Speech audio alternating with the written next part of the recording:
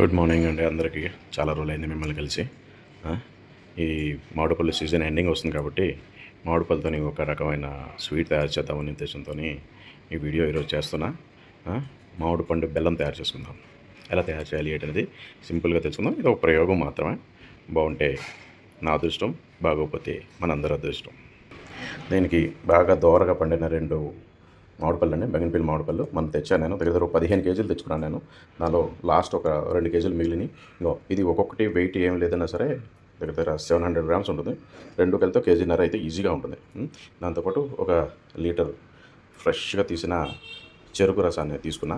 ఈ రెండింటిని కలిపి మనం మంచిగా జ్యూస్ తయారు చేసుకోవాలి. ముందు ఏమిటినా మామిడిపళ్ళు చక్కగా కట్ చేసిన తర్వాత దీన్ని జాగ్రత్తగా ఇలా చెక్కుకున్నాం అనుకునే చాలా బాగుంటుంది అనమాట. వేస్టేజ్ ఉండదు మొత్తం. నేను పిల్లలకి తెల్లారి క్యారేజీలోకి వాటికి పిల్లలకి ఏదైనా స్పెషల్గా కావాలి అన్నప్పుడు ఇలాంటి సలాడ్లు కూడా చేసేటప్పుడు నేను ఇలాగే మొత్తం తీసి పిల్లలకి నేను కడతాను. వాళ్ళు సరదాగా తింటారు. ఈ స్పెషల్ ఐటెం అయితే నాది. కొట్టినాను.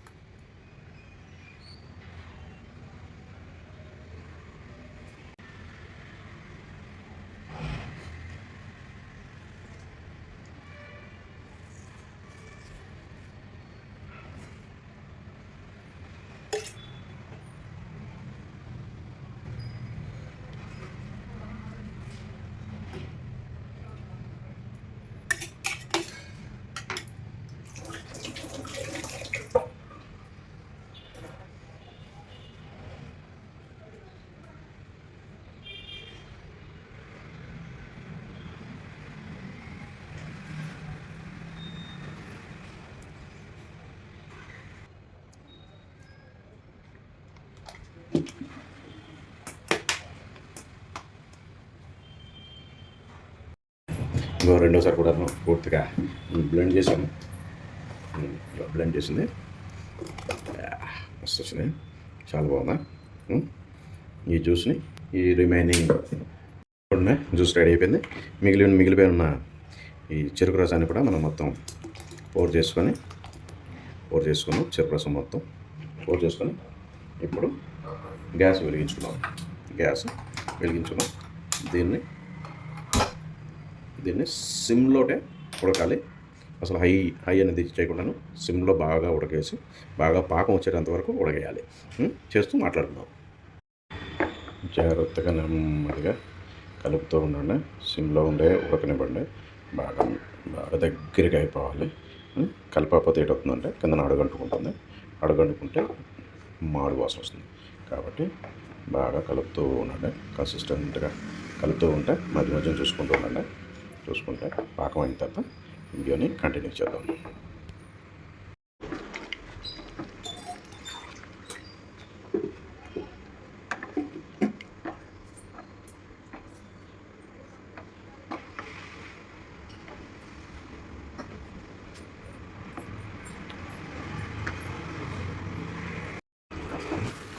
బాగా అయింది, దగ్గర పడుతుంది. ఈ టైంలో జాగ్రత్తగా చూసుకొని కంటిన్యూస్గా కలుపుతూ ఉండాలండి. లేదంటే అడుగంటేసి మాడిపోయి వాసన వస్తుంది. ఆ వాసన బాగోదు. ఆల్మోస్ట్ దగ్గర పడుతుంది. ఎంతవరకు పాకం రావాలంటే ఏదైతే ఇప్పుడు ఈ ఫ్రూట్ జ్యూస్ ఉన్నదో అది గిన్నెకి అంటకూడదు, అది బయటకు వచ్చేయాలి. అంతవరకు జాగ్రత్తగా మనం మరగేస్తూ కలుపుతూ ఉండాలి. కంటిన్యూ చేద్దాం. ఆల్మోస్ట్ అయిపోవడానికి వచ్చింది. ఇంకా పడుతుంది, కొద్ది టైం అయితే పడుతుంది. ఇంకా పాకంలాగా రావాలి. వస్తే బాగుంటుంది. కానీ ఈ టైంలో శుభ్రంగా కంటిన్యూస్గా కలుపుతూ ఉండండి. లేదంటే కింద అడుగంటుకుంటుంది. స్మెల్ మట్టి చాలా బాగా వస్తుందండి. మంచి స్మెల్ వస్తుంది. ఆ స్మెల్ మీరు బాగా ఎంజాయ్ చేస్తారు. ట్రై చేయండి. ట్రై చేస్తే చాలా బాగుంటుంది.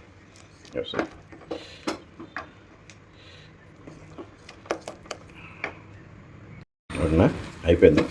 కలర్ కూడా చేంజ్ అయిపోయింది. మంచి వాసన అయితే వస్తుంది. కాబట్టి దీన్ని ఆపేసి ఒక మంచి గిన్నెలో తీసుకొని బాగా చల్లారినంత వరకు చూసుకుంటే మీకు గట్టిపడుతుంది. మీకు రెడీ అయిపోతుంది. బెల్లం రెడీ అయిపోయినట్ట. దిస్ ఇస్ మామిడికాయ బెల్లం. గిన్నెలో వేసిన తర్వాత నేను మీకు వీడియో తీసి చూపిస్తాను. Thank you. బాయ్.